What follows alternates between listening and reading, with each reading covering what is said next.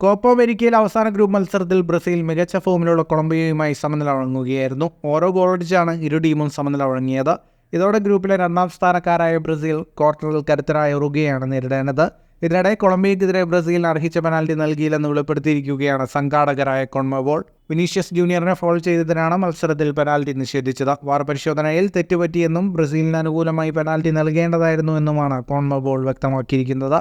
മത്സരത്തിന്റെ 42ാം മിനിറ്റിലായിരുന്നു സംഭവം.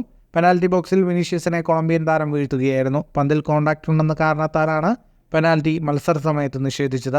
എന്നാൽ പിന്നീട് നടത്തിയ വിശദ പരിശോധനയിൽ വാർ ഒഫീഷ്യൽസിന് തെറ്റുപറ്റിയെന്ന് കണ്ടെത്തുകയായിരുന്നുവെന്ന് കോൺമബോൾ അറിയിച്ചു. മത്സരത്തിൽ ബ്രസീലിന് അനുകൂലമായി പെനാൽറ്റി നൽകിയിരുന്നുവെങ്കിൽ ഒരുപക്ഷെ മത്സരഫലം മാറുമായിരുന്നു.